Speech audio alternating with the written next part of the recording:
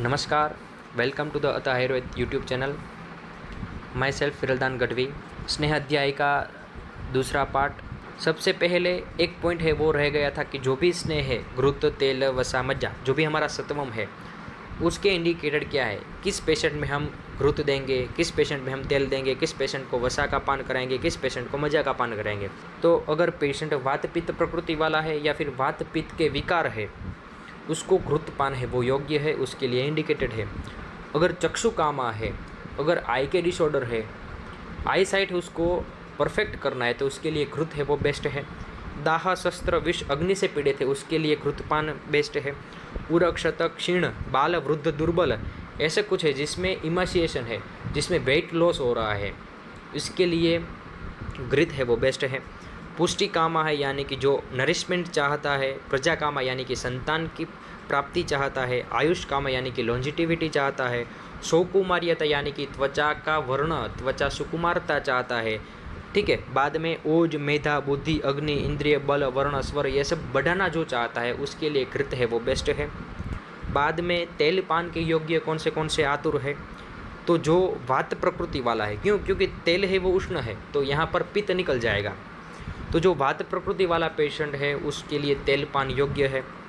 वात, कफ और मेद के जो भी विकार है, जो स्थौल्य है, जो ओबेस पेशेंट है, इसके लिए तेल है वो बेस्ट है। घी इसके लिए कॉन्ट्राइंडिकेटेड है, क्योंकि जो घी है वो ब्रुमण करने वाला है, वो वेट को बढ़ाने वाला है। पर जो तेल है वो स्निग्ध है, लेकिन उसका गुण जो है वो उष्ण है। इसी वजह से हम मेद के विकार में, कफ में उसका यूज़ कर सकते हैं। तो वात प्रकृति में वात, कफ, मेद के विकार में चल और स्थूल उदर और गल है, जो ओबेस पेशेंट है, उसमें आप तेल का पान करा सकते हो। कृमि कोष्ठ है, क्रूर कोष्ठ है और नाड़ी व्रण, उसमें आप तेल पान है वो करा सकते हो।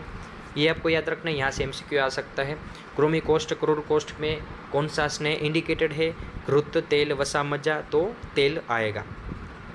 ठीक है, ये इंपॉर्टेंट है, आपको याद रखना है। बाद में प्रजा कामा, आयुष कामा, ये किसके लिए इंडिकेटेड है, तो घृतपान आएगा। ये सब जो भी इंपॉर्टेंट है वो आपको याद रखने हैं। बाद में बल, तनुत्व, लघुता, दृढ़ता और स्थिर गात्र कामा, जो बल बढ़ाना चाहता है, जो पतला होना चाहता है। तनुत्वम, जो लघुता, जो लाइटनेस फील कराना चाहता है। जो दृढ़ता, दृढ़ यानी कि फर्मनेस चाहता है, बॉडी बिल्ड चाहता है, स्थिर गात्रता चाहता है, उसके लिए तेल बेस्ट है। स्निग्ध, श्लक्षण, तनु, त्वचा जो चाहता है, उसके लिए तेल इंडिकेटेड है। किस काल में करना है, तो पिबेत शीत काल है, यानी कि तेल का पान शीत काल में करना है, और घृत का पान है वो उष्ण काल में करना है। बाद में वसा पान योग्य कौन से है, आगे हमने देखा था कि वसा के गुण क्या थे, तो जो इंजर्ड पर्सन थे उसमें वसा का पान कराना था। यहाँ पर देखते कि जो क्षीण कफ और मेद है, जिसमें कफ और मेद क्षीण हो गए हैं, वात की वृद्धि हुई है, वहाँ पर आप वसा का पान करा सकते हो। पर कौन सी चीज़ आपको याद रखनी है वो मैं आगे बताऊँगा। जो वात और आतप का सहन कर सकते हैं उसमें वसापान इंडिकेटेड है। रुक्ष है, भार, अध्व से कर्षित हुआ है, इमाशिएटेड है, उसके लिए वसापान योग्य है। जिसका शुक्र है, रेतस है, वो शुष्क हो गया है। जो रुधिर है, आरसीबी है, वो कम हो गई, इसके लिए वसा है वो बेस्ट है। अस्थि, संधि, शिरा, स्नायु, मर्म कोष्ठ में महारुजा है। हमने देखा था कि जो इंडिविजुअल है, जो इंजर्ड है, जिसमें अस्थि, संधि, शिरा, स्नायु, मर्म कोष्ठ में पेन हो रहा है, उसके लिए वसापान बेस्ट है। स्त्रोतो आवृत है, अगर वात से, बलवान वात से स्त्रोतस है वो आवृत हो गया है, इसके लिए वसापान है वो इंडिकेटेड है। पर कौन सी कंडीशन यहाँ पर अप्लाई होनी चाहिए कि अति अग्नि बलम, यहाँ पर अग्नि है वो ज़्यादा होनी चाहिए। क्यों, क्योंकि कफ और मेद क्षीण तो घृत में भी थे। ठीक है, घृतपान के योग्य हमने देखे थे, तो वहाँ पर वात पित्त प्रकृति थी, वहाँ पर भी उरक, शतक, क्षीण था, यहाँ पर भी क्षीण है। पर वहाँ पर अगर पेशेंट की अग्नि कम होती है तो वहाँ पर घृतपान इंडिकेटेड है। पर अगर क्षीण है पेशेंट, पर अगर उसमें अग्नि है वो ज़्यादा है, अगर अग्नि है वो उत्तम है, तब हम वसापान है वो इंडिकेट कर सकते हैं। क्यों, क्योंकि वसा और मज्जा है वो दोनों गुरु है कंपेयर टू घृत और तेल, वो हम आगे के लेक्चर में पढ़ चुके हैं। तो जब अग्नि ज़्यादा रहती है तब आप ब्रुमण के लिए वसा यूज़ कर सकते हो, और जब अब अग्नि है वो कम रहती है तब आप घृत और तेल यूज़ कर सकते हो। बाद में जो वसा के साथ में है, जो वसा है वो डेली यूज़ करते हैं, उसके लिए वसा है वो इंडिकेटेड है। बाद में मज्जापान योग्य देखते हैं, तो जो वात से पीड़ित है, सेम घृत में भी वात से पीड़ित था, वसा में भी वात से पीड़ित है, तेल में भी वात से पीड़ित है। क्रूर कोष्ठ वाला है, जिसकी अग्नि ज़्यादा है, फिर से वही बात कि जिसकी अग्नि ज़्यादा है वही मज्जा का पाचन कर सकता है, क्योंकि मज्जा है वो अति गुरु है। तो जिसकी अग्नि ज़्यादा है, क्लेश सहन कर सकता है। धस्मरा यानी कि जो एक्सेसिव फूड इंटेक करता हो, ज़्यादा खाना खाता हो, ठीक है, ऐसा जो वात से पीड़ित है और क्रूर कोष्ठी है उसके लिए मज्जापान वो इंडिकेटेड है। और जो स्नेह नित्य है वो भी मज्जापान कर सकता है। बाद में कॉमन स्नेहन के लिए इंडिकेटेड पुरुष कौन से है कि ये पेशेंट, ये इंडिविजुअल को हम स्नेहन करा सकते हैं या फिर इस इंडिविजुअल को हम स्नेहन है वो नहीं करा सकते। इसके लिए योग्य और अयोग्य कौन से हैं। तो स्नेहन के लिए योग्य पुरुष कौन से हैं, तो जो भी स्वेदन के लिए योग्य होंगे, जो भी स्वेदन के लिए फिट होंगे वही स्नेहन के लिए फिट होंगे। तो स्वेदन योग्य है वही स्नेहन के भी योग्य होंगे। जो भी संशोधन के लिए योग्य होंगे, रुक्ष और वात विकारी पेशेंट है उसके लिए स्नेहन है वो बेस्ट, क्योंकि स्नेह है वो स्निग्ध है और वात और रुक्ष विकार है जिसमें रुक्षता बढ़ी हुई होती है, तो उसके लिए स्नेह वो इंडिकेटेड है। जो नित्य व्यायाम करते हैं, नित्य मद्य का सेवन करते हैं, नित्य मैथुन करते हैं और नित्य चिंता करते हैं उसके लिए स्नेहन है वो इंडिकेटेड है। तो स्वेदन योग्य, संशोधन योग्य, रुक्ष और वात विकारी, नित्य व्यायाम, मध्यस्त्री और चिंता जो करते हैं उसके लिए स्नेहन है वो योग्य है। ये आपको याद रखने। अभी हम देखते हैं कि स्नेहन है वो किस में कॉन्ट्राइंडिकेटेड है। तो जो भी संशोधन के लिए अयोग्य है, ठीक है, वमन विरेचन के लिए अयोग्य है, पर जिसमें रुक्षण है वो योग्य है। मान लो कि किसी पेशेंट ओबेस है जिसमें स्थौल्य है, जो ज़्यादा मेद और कफ वाला है, जिसमें हम स्नेहन नहीं करेंगे क्योंकि वहाँ पर कफ और मेद ज़्यादा है, तो स्नेहन से उसका कफ और मेद बढ़ेगा। वहाँ पर क्या इंडिकेटेड होगा, तो रुक्षण होगा। तो जहाँ पर भी रुक्षण इंडिकेटेड है, कौन सी कंडीशन, जैसे कि वृद्ध कफ है, वृद्ध मेद है, मुख और गुद में से स्त्राव आ रहा है, ठीक है, उसमें स्नेहन वो इंडिकेटेड नहीं है, उसमें कॉन्ट्राइंडिकेटेड है। जिसकी नित्य मंदाग्नि रहती है, क्यों, हम हवन कुंड के एग्जाम्पल से याद रखते हैं कि हवन कुंड है, अगर उसमें अग्नि प्रज्वलित है तो अगर उसमें हम घी डालेंगे तो उसकी अग्नि बढ़ेगी। पर अगर हवन कुंड में अगर अग्नि जली हुई नहीं है, अगर हवन कुंड के अंदर अग्नि प्रज्वलित ही नहीं है, ठीक है, तो हम ऊपर से कितना भी घी डालेंगे उसमें अग्नि नहीं होगी, ठीक है। तो जो स्पार्क होना चाहिए, जो अग्नि थोड़ी सी होनी चाहिए वो भी नहीं है, ठीक है। यहाँ पर नित्य मंद अग्नि है, उसमें स्नेहन हम नहीं करा सकते। उसमें क्या कराना होगा, पहले हमें क्या कराना होगा, दीपन पाचन कराना होगा, जिससे उसकी अग्नि है वो बढ़ेगी और बाद में हम उसका स्नेहन कर सकते हैं। तो नित्य मंदाग्नि में हम स्नेहन नहीं कर सकते। बाद में दुर्बल है, प्रतांत है, गर्भिणी, क्योंकि गर्भिणी प्रेगनेंसी में क्या होता है कि कोलेस्टेरॉल लेवल बढ़ जाता है, तो ये स्नेहन है, ठीक है, तो वो कॉन्ट्राइंडिकेटेड होगा। बाद में छर्दी, उदर रोग, आमदोष है, कृत्रिम विष है, जो स्नेह का द्वेषी है, जो स्नेह पीना नहीं चाहता है, उसको नहीं पसंद है, उसको भी आप फोर्स नहीं कर सकते हो, स्नेहन के लिए कॉन्ट्राइंडिकेटेड है। स्नेह से जिसको कॉम्प्लिकेशन उत्पन्न हो रहे हैं, जिसको ग्लानि उत्पन्न हो रही है, वो स्नेहन के लिए अयोग्य है।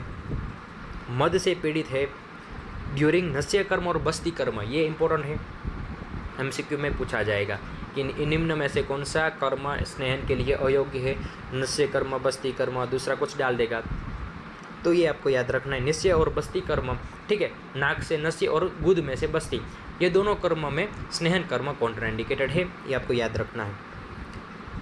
अगर ऐसा कुछ करते हैं, ये अगर अयोग्य है फिर भी आप उसको स्नेहन देते हैं, तो क्या होगा, स्नेह पानात दारुण रोगा प्रजायन्ते, यानी कि उसके कॉम्प्लिकेशन देखने को मिल सकते हैं। बाद में हम देखते हैं स्नेहपान के लक्षण। अगर किसी इंडिविजुअल को हमने प्रॉपर स्नेह मात्रा में हमने स्नेहपान करा दिया, तो उसके अंदर हमें स्नेहपान के लक्षण देखने को मिलेंगे। पेशेंट में अच्छी तरीके से स्नेह हुआ है, स्नेहन हुआ है या नहीं हुआ है, वो हम कैसे जानेंगे, तो जो उसके सिम्टम मिलेंगे उसी से हम पता लगाएंगे कि उसका स्नेहन है वो प्रॉपर हुआ है, सम्यक तरीके से नहीं हुआ है या फिर अति स्नेहन हुआ है। तो सबसे पहले देखते हैं सम्यक स्निग्ध लक्षण, ठीक है, या फिर सम्यक योग।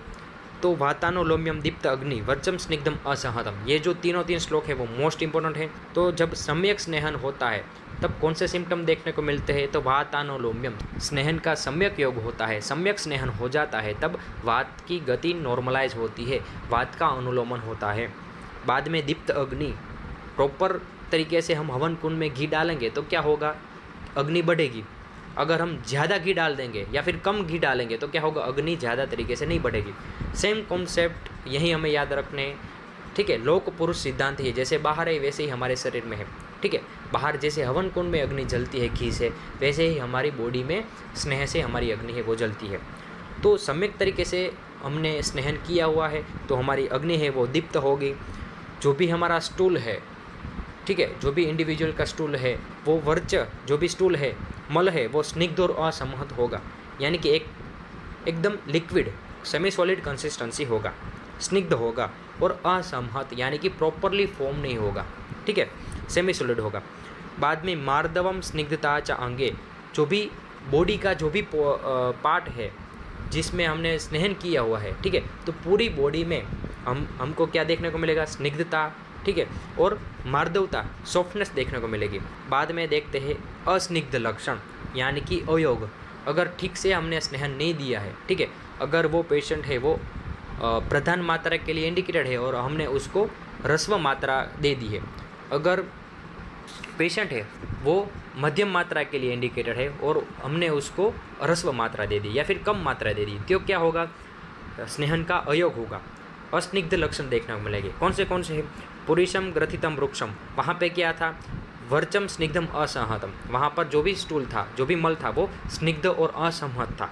यहाँ पर क्या होगा, ग्रथित, गांठेदार हो जाएगा, एकदम हार्ड होगा, और वृक्ष होगा, ड्राई होगा। वहाँ पर क्या था, स्निग्धता, यहाँ पर वृक्ष है, वहाँ पर असंहत था, यहाँ पर क्या है, ग्रथित है, गाढ़ा होगा। वायु अप्रगुणो, वहाँ पर क्या था, वायु की अनुलोमन गति थी, यहाँ पर क्या है, वायु है वो प्रतिलम होगा, वायु है उसका अनुलोमन नहीं होगा, वायु है ऊपर की ओर चढ़ेगा। बाद में मृदु पक्ताम यानी कि अग्नि है वो मंद हो जाएगी। पता है कि हवन कुंड में हम घी प्रॉपरली नहीं डालेंगे, कम डालेंगे तो क्या होगा, अग्नि ठीक तरीके से नहीं बढ़ेगी। तो वही कॉन्सेप्ट यहाँ पे भी लागू होता है।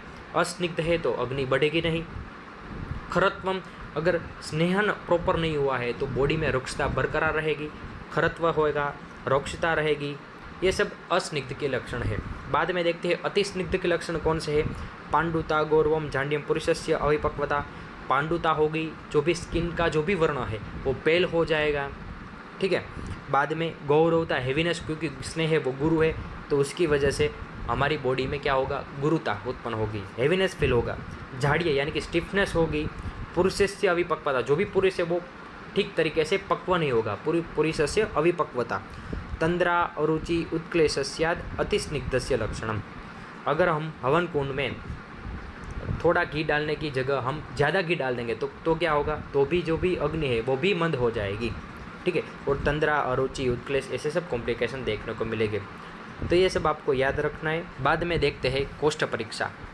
तो स्नेहपान करने से पहले या फिर कोई भी प्रोसीजर करने से पहले हमें पेशेंट की कोष्ठ परीक्षा करनी आवश्यक है।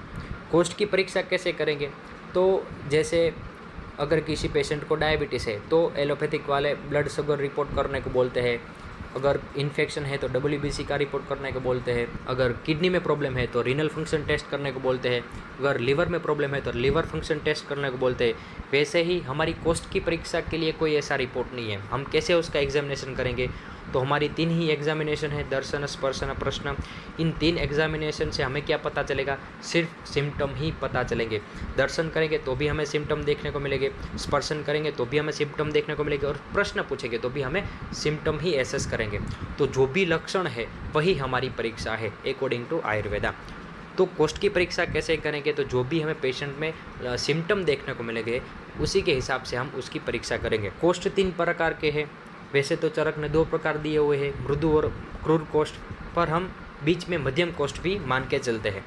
तो अगर मृदु कोष्ठ है, आज उसने स्नेहन लिया है तो उसको 3 दिन के अंदर सम्यक स्नेहन लक्षण देखने को मिलेंगे। तो अगर सम्यक स्नेहन के लक्षण 3 दिन में देखने को मिलते हैं तो वो पेशेंट मृदु कोष्ठ ही है। अगर वो पेशेंट में सम्यक स्नेहन देखने को 7 दिन लग जाते हैं तो उसको क्रूर कोष्ठ है। ठीक है, तो मृदु कोष्ठ वाला पेशेंट को 3 दिन लगेंगे सम्यक स्नेहन आने में, क्रूर कोष्ठ वाला पेशेंट है उसको 7 दिन लगेंगे सम्यक स्नेहन आने में। ठीक है, तो आपको ये याद रखना है। बाद में मध्यम कोष्ठ है तो वो दोनों के बीच यानी कि 4, 5, 6 इन दोनों के बीच का जो भी डे है, ठीक है, तो 4 दिन, 5 दिन या 6 दिन लग सकते हैं सम्यक स्निग्ध लक्षण आने से। हम ये जो लक्षण है उसी से हम पता लगाएंगे कि कोष्ठ कैसा है, मृदु है मध्यम है या फिर क्रूर कोष्ठ है। कैसे पता लगाएंगे? ये जो सम्यक स्निग्ध लक्षण है वो कितने दिन में हमें मिलते हैं। बाद में मृदु कोष्ठ है, उसके लक्षण दूसरे कुछ दिए हुए हैं कि कौन से लक्षण होंगे। तो मृदु कोष्ठ के अंदर प्रधान पित्त है, उसकी प्रधानता रहती है, कफ है वो अल्प रहता है और वात है वो मंद रहता है। इसी वजह से उसका विरेचन है वो इजीली हो जाता है। किससे? गुड़ से, इक्षु से, दधी मस्तु से, खिचड़ी खाने से, क्रुसरा लेने से, घृत केवल घी पीने से, काश्मरी यानी कि गांभारी लेने से, त्रिफला रस लेने से, द्राक्षा रस लेने से, पीलू रस या फिर सिर्फ उष्ण जल लेने से ही मृदु कुष्ठ वाले पर्सन को विरेचन हो जाता है। या फिर नवीन मद्य, जो तरुण मद्य है, जो पुराना नहीं है, ऐसा कुछ मद्य है, उसका सेवन से किसी पेशेंट को अगर विरेचन हो जाता है तो आपको समझना है उसको मृदु कोष्ठ है। क्रूर कोष्ठ में क्या होगा कि वात की प्रबलता रहेगी। तो उसमें ये जो बताए हुए कि गुड़, इक्षु रस, दधी मस्तु, पायस, त्रिफला रस, उससे विरेचन नहीं होगा। तो अगर इससे विरेचन नहीं होता है तो आपको समझना है ये क्रूर कोष्ठ है। उसमें कैसे विरेचन होगा? तो इसके लिए एरंड तेल है, कटुक, ऐसे कुछ द्रव्य आप यूज़ कर सकते हो जिससे क्रूर कोष्ठ में विरेचन हो सकता है। तो ये जो कोष्ठ की परीक्षा है कैसे करेंगे? एक तो जो भी सम्यक स्नेह के लक्षण है वो कितने दिन में मिल रहे, ऐसे आप एसेस कर सकते हो। दूसरा, ये जो विरेचन है वो इस द्रव्य से हो रहे हैं यानी इसे आप एसेस कर सकते हो। बाद में सिलेबस का पॉइंट नंबर 10, स्नेहपान विधि। तो जो स्नेहपान की विधि है, तो कोई भी विधि हम 3 फेज़ में समझते हैं, पूर्व कर्म, प्रधान कर्म और पश्चात कर्म। तो स्नेहपान की प्रॉपर विधि हम समझेंगे तो सबसे पहले क्या करना होगा? तो पूर्व कर्म में हम क्या करेंगे? जो भी पेशेंट है वो स्नेहन के लिए इंडिकेटेड है या फिर नहीं है वो हम देखेंगे। तो योग्य और अयोग्य है वो पहले एसेस करना है, ठीक है। बाद में वो कौन से स्नेह के लिए इंडिकेटेड है, घृत के लिए है, वसा के लिए है, मज्जा के लिए है, तेल के लिए है, वो भी हमें जानना है। तो योग्य अयोग्य यह सबसे पहला क्राइटेरिया हो गया। बाद में दीपन पाचन करना है। क्यों? क्योंकि हवन के अंदर अगर थोड़ी सी भी अग्नि है, बाद में हम घी डालेंगे तो उसकी अग्नि प्रज्वलित होगी। अगर उसके अंदर अग्नि ही मंद होगी तो उसमें कितना भी स्नेह डाल लो उसका अजीर्ण होगा, ठीक है, उससे अग्नि प्रदीप्त नहीं होगी। तो उसी के लिए पूर्व कर्म में, स्नेहन के पूर्व कर्म में हमें क्या करना है? दीपन पाचन कराना है। और मान लो कि कल पेशेंट का स्नेहन कराना है तो उसके बिफोर अ डे यानी कि आज क्या उसको खाना चाहिए? द्रव, उष्ण, न अभिसंधि, न अति स्निग्धम, असंकीर्ण यानी कि विरुद्ध नहीं, ऐसा कुछ भोजन है वो उसको खाना चाहिए। कोष्ठ की परीक्षा कर लेनी है पूर्व कर्म में और स्नेह मात्रा उसके लिए निर्धारण करना है। यह सब पूर्व कर्म में आ जाएगा। प्रधान कर्म में क्या करेंगे? तो जो स्नेहपान का काल था वो डिसाइड करना है। अगर ग्रीष्म काल है तो उसको रात्रि में, और अगर शीत काल है तो उसको दिन में देना है स्नेहपान, ये आपको डिसाइड करना है। बाद में अगर जो भी स्नेहपान कर रहे हो वो शोधन के लिए कर रहे हो, ठीक है, स्नेहन के पश्चात वमन विरेचन कराना है। अगर शोधन कराना है तो शोधन के लिए जो भी स्नेहपान है उसके लिए काल बताया हुआ है, 2 मार्क के लिए मोस्ट इंपोर्टेंट है। तो संशोधन के लिए जो स्नेहपान का काल है वो है मॉर्निंग, प्रातः काल यानी कि मॉर्निंग का काल। सेम जो समन, अगर दोषों को बाहर नहीं निकालना है, सिर्फ समन ही करना है, उसी के लिए जो भी स्नेहपान का काल है वो सेम ही है, प्रातः काल, सुबह। पर डिफरेंस कौन सा है कि जो भी शोधन कराना है, दोषों को बाहर निकालना है, उसके लिए जो हम स्नेहपान करा रहे हैं उसके लिए हम अर्ली मॉर्निंग में स्नेहपान तो देंगे, पर कंडीशन क्या है? Without hunger. जो पेशेंट है वो ज़्यादा भूखा होना नहीं चाहिए, ठीक है। तो सुबह के 8-10 बजे, ठीक, 8 से लेकर 10 बजे तक ज़्यादा भूख नहीं रहती है, ठीक है। तब जब आप उसको स्नेहपान कराएंगे तो वो शोधनार्थ स्नेहपान हो जाएगा। और समनार्थ स्नेहपान यानी कि जब उसको ज़्यादा भूख रहती है, अर्ली मॉर्निंग पर ज़्यादा भूख रहती है, ठीक है, तब आप उसका स्नेहपान कराते तो वो हो जाएगा समनार्थ स्नेहपान। बाद में काल मर्यादा दी हुई है कि आपको स्नेहन है वो कितने दिन तक करना चाहिए। मिनिमम 3 दिन तक आप स्नेहन करा सकते हो और ज़्यादा से ज़्यादा 7 दिन तक आप स्नेहन करा सकते हो। 7 दिन से ज़्यादा आपको स्नेहन नहीं कराने, क्योंकि वो बाद में 7वें हो जाएगा। बाद में स्नेहपान के जो भी लक्षण है, वातानुलोम्यम, दीप्तोग्नि, वर्चस, स्निग्धम, असमत, यह सब आपको एसेस करने हैं प्रधान कर्म में। बाद में पश्चात कर्म में क्या करना है? तो पश्चात कर्म में उष्णोदक उपचार, जो भी हमने बताया था कि अनुपान में सर्वस्नेह है, उष्णोदक उसको पीना है। तो स्नेहपान करने के बाद, उसके जीर्ण हो जाने के बाद भी क्या करना है? उष्ण उदक यानी कि गर्म जल का सेवन करना है, ब्रह्मचर्य का पालन करना है, क्षपास यानी कि रात्रि में प्रॉपर निद्रा लेनी है। जो भी आगे हम देखेंगे ये सब उसको पश्चात कर्म में फॉलो करने हैं। बाद में 1 डे विश्राम फॉर वमन, अगर स्नेहन के बाद वमन कराना है तो 1 दिन का विराम लेना चाहिए, 1 दिन का विश्राम लेना चाहिए। मान लो कि आज स्नेहपान खत्म हुआ और अगर उसको वमन कराना है तो कल एक दिन का विश्राम होगा, बाद में परसों से उसका वमन होगा। अगर आज स्नेहपान उसका खत्म हुआ, उसको अगर विरेचन कराना है तो क्या होगा, 3 दिन का विश्राम काल होगा। ठीक है, तो कल, परसों और उसके बाद का एक दिन विश्राम करके उसके बाद के दिन से विरेचन कराना होगा। तो वमन के लिए 1 दिन विश्राम काल है और विरेचन के लिए 3 दिन विश्राम काल है। और ये विश्राम काल में उसको क्या खाना है, क्या पालन करना है, क्या फॉलो करना है, तो इसी विश्राम काल के अंदर द्रव, उष्ण, स्निग्ध, मांसरस और ओदन का सेवन करना है। और क्या रेजिमेंट फॉलो करना है, तो जो ऊपर वाला है उष्णोदकोपचार, शायद ब्रह्मचर्य, क्षपाशयी, वो सब। ठीक है, तो वो हम देखते हैं आगे। तो स्नेह पश्चात आहार विहार क्या होना चाहिए, उष्णोदकोपचार, जो भी वो जल पिएंगे वो सिर्फ उष्ण जल ही पिएंगे। बाद में ब्रह्मचर्य का पालन करना है, क्योंकि मैथुन से वात प्रकोप होगा। क्षपाशय यानी कि रात्रि को प्रॉपर निंद्रा लेनी है। अगर रात्रि को जागरण करेगा तो वात का प्रकोप होगा, और अगर दिन में सोएगा तो कफ का प्रकोप होगा। मलमूत्र, अनिल, उद्गार, ये सब जो वेग है उसको धारण नहीं करना है और उद्दीर्ण भी नहीं करना है, यानी कि उसको एक्सेलरेट भी नहीं करना है और सप्रेस भी नहीं करना है। ऐसा करेगा तो भी दोषों का प्रकोप होगा। व्यायाम, उच्च वचन से भी वात प्रकोप होगा। क्रोध से पित्त और वात प्रकोप होगा। शोक से भी वात प्रकोप होगा। हिम, आतप सेवन, प्रभात वर्ज्य, उससे दोषों का प्रकोप होता है। तो ये सब अवॉइड करना है। अगर ये सब फॉलो नहीं होता है पश्चात कर्म में तो क्या होगा, जायन्ते दारुण गदह, यानी कि डिफ़िकल्ट कॉम्प्लिकेशन देखने को मिल सकते हैं, जिसको व्यापद कहते हैं। और ऐसे स्नेह व्यापद दिए हुए हैं आचार्य चरक ने, वो हम देखते हैं। नेक्स्ट देखते हैं स्नेह व्यापद। ठीक है, तो स्नेह व्यापद यानी कि जो हम प्रॉपर तरीके से स्नेहन कर्म नहीं होता है। ठीक है, पेशेंट की भूल हो सकती है, मेडिसिन की भी भूल हो सकती है, या फिर फिजिशियन जो है, जो डॉक्टर है, उसकी भी भूल हो सकती है। सबसे पहले देखते हैं कि व्यापद के कारण कौन से हैं। 5 मार्क के अंदर स्नेह व्यापद पूछा जा सकता है। स्नेह व्यापद के कारण कौन से हैं? अकाल, अहित, अमात्रायुक्त स्नेहपान।